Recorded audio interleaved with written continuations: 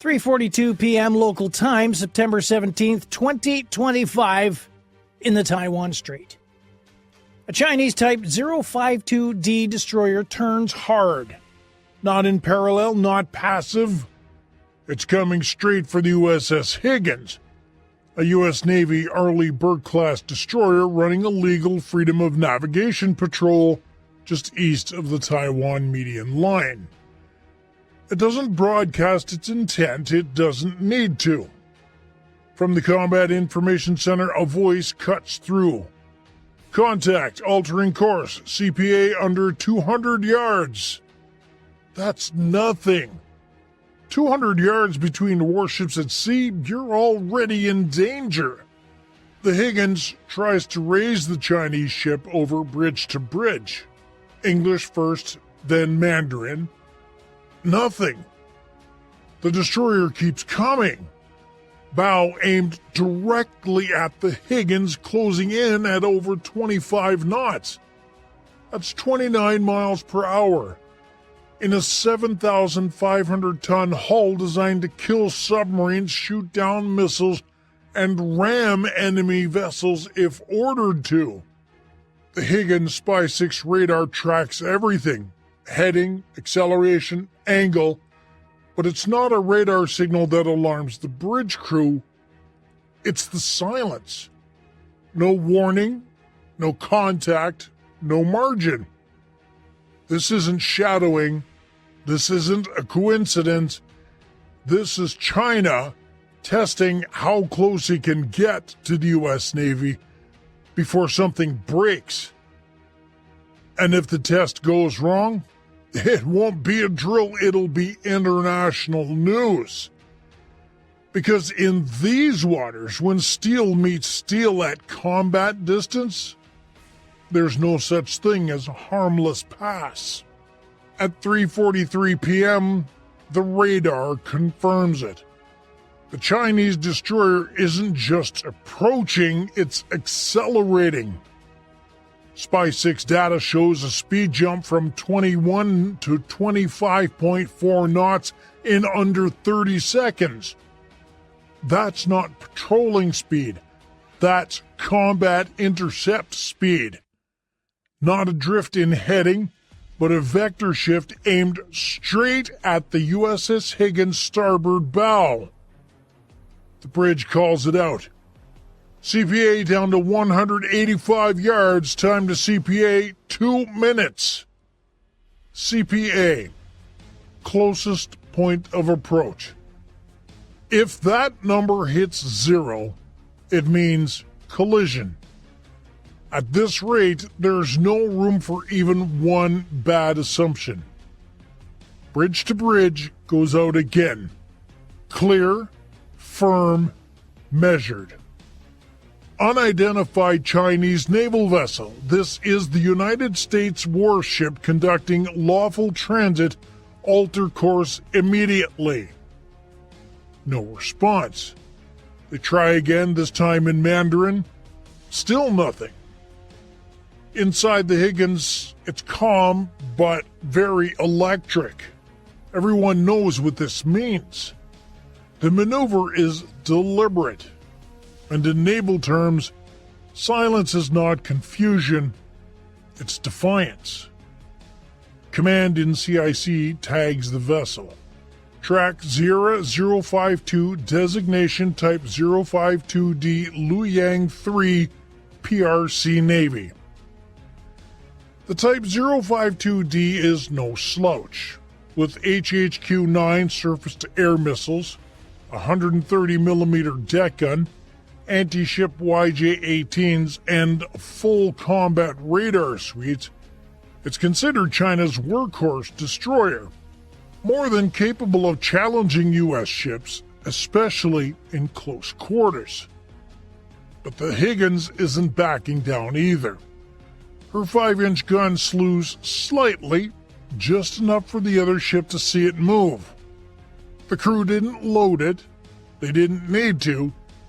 The gesture speaks louder. The CIC logs every second, every heading, every change in acceleration. The USS Higgins is holding course. No evasive moves. Not yet. Because if they flinch now, they lose the narrative. And worse, they set the precedent. This isn't just ship versus ship. This is China betting that the U.S. won't risk escalation. And Higgins? She's calling that bluff, one radar ping at a time. At 3:44 p.m., the Higgins crosses a line, not physically, but procedurally. The Combat Information Center confirms the threat profile. Trajectory remains intercept, no deviation, no radio contact. This is intentional. The crew doesn't wait for permission. They follow protocol. Every U.S. Navy destroyer operates under strict rules of engagement, or ROE. These aren't just guidelines, they're legal boundaries for force. Step 1, log everything. The fire control radar snapshots the Chinese ship's heading, bearing, and angle of approach every 10 seconds. Bridge logs are time-stamped, voice recordings saved, radar frames frozen. If this turns into an incident, the U.S. will need more than just a statement, it will need proof. Step 2, posture without provocation. The Higgins Mark 45 5-inch gun visibly rotates toward the oncoming vessel. Slowly, deliberately. It's the kind of movement that's unmistakable without being hostile. Step 3, activate non-kinetic systems. The SLQ-32V7 electronic warfare suite kicks in. Its job? To detect and analyze radar emissions. Seconds later, the system flags a narrowband surface search signal. Frequency and pulse, width confirmed.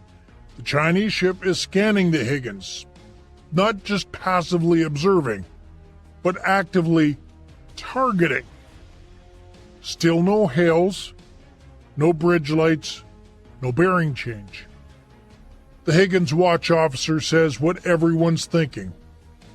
They're watching us, but they're not talking to us.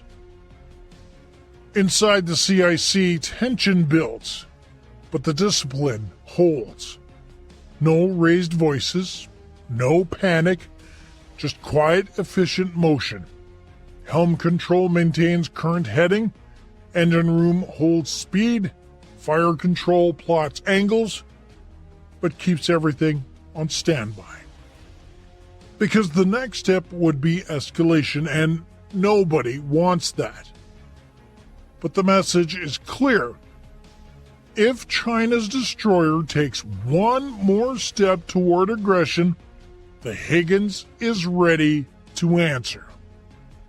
And right now, both ships are playing a silent, high-stakes game of chicken. Except this one doesn't end with a swerve. It ends with strategy, steel, and someone blinking first. At 3:45 p.m., the next layer of pressure lifts off the deck.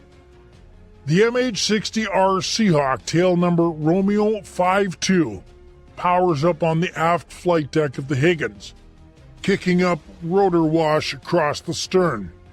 No weapons loaded, no overflight planned, just presence. This isn't an attack. This is just a signal. As the Seahawk climbs to 200 feet, its FLIR pod goes active. Forward-looking infrared scans the Chinese ship's upper decks, focusing on the bridge, the exhaust vents, radar mounts, and exposed crew stations. Inside the cockpit, the sensor operator stabilizes the feed. Every heat bloom, every movement, every blinking console gets recorded. On the Chinese deck, the crew are now visible. Helmets are on, and at least two figures are standing near the forward gun mount. Not aiming, just waiting.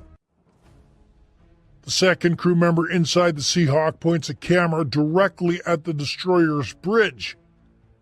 The imagery is geotagged, timestamped, and automatically uplinked to the Higgins combat network. If China tries to deny what happens next, they'll be facing 4K proof.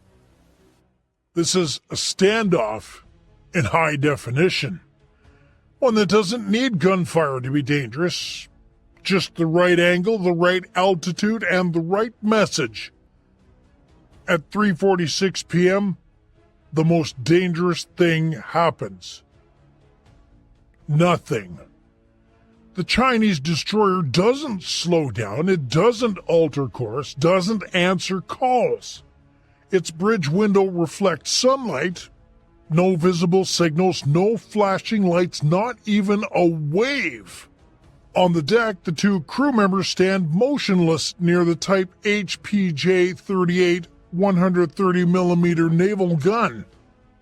They're not manning it yet, but the covers are off. Back aboard the Higgins, command faces a decision. Do we hold position and shadow? Or do we shift course and push through? Shadowing means staying alongside. Less aggressive, but it invites continued pressure. Pushing through means staying on course regardless of the threat. It signals strength, but increases risk. Inside the CIC, a decision matrix lights up. Every outcome gets considered. Collision risk, high. Escalation, moderate. Legal justification, strong. Because right now, the U.S. Navy ship is in international waters, 18.4 nautical miles from the nearest claimed baseline. Every move being made is 100% within maritime law. And yet, the Chinese ship continues its silent intercept. The Seahawk holds overhead, circling slowly. Its infrared sensors catch small movements. Engine room crew bracing, starboard rail watchers shifting stance. Inside the Higgins, silence stretches. No alarms, no sirens. Just the steady hum of electronics and growing tension with every glance. Then the CIC calls out again. Contact, steady bearing CPA under 150 yards, 1 minute to intersect. There's no turning back now. The Higgins either holds her ground or sets a precedent the U.S. Navy won't like. This is no longer just a close pass. This is a chess match at 30 knots, and right now, everyone's waiting for the next move. At 3:47 p.m., the Chinese destroyer blinks. Its bow shifts, barely. The turn is subtle, less than 5 degrees starboard, but it's enough. Enough to avoid a direct intercept. Enough to register on radar. Enough to show that they've done the math. From 26 knots, the speed drops to 23, then 21, then holds. The message is clear. They want this to look close, not catastrophic. Seconds later, the bridge speakers crackle, a voice, filtered, flat, in Mandarin. U.S. Navy vessel, you are approaching in a Chinese-administered maritime zone. Alter your course immediately. The accent is formal. No emotion. No threat. Just the message Beijing wants on tape. The Higgins responds immediately. Calm, clipped, broadcast right out in the open. This is United States warship conducting legal passage in international waters. Unsafe maneuvers are being documented and reported. Translation: We're not leaving. and we're not afraid of your paperwork. The Seahawk, still overhead, captures every word, every angle, every radar pulse. On the Chinese ship, the deck crew move back from the main gun. One sailor waves toward the Higgins, arms wide, palms forward, a maritime gesture meaning, we're done here. But they're not retreating, they're just repositioning, slowing the tempo, stretching out the tension. Both ships remain on radar, both maintain full readiness, but the imminent danger? That's passing. This isn't surrender, this is performance. A carefully choreographed act for domestic audiences, global observers, and anyone watching the satellite feeds. And the Higgins? She holds course. Still armed, still recording, still waiting. Because in this part of the world, one maneuver isn't the end. It's just the first move in something much bigger. What happened in the Taiwan Strait wasn't just a close pass, it was the latest move in a long, calculated campaign.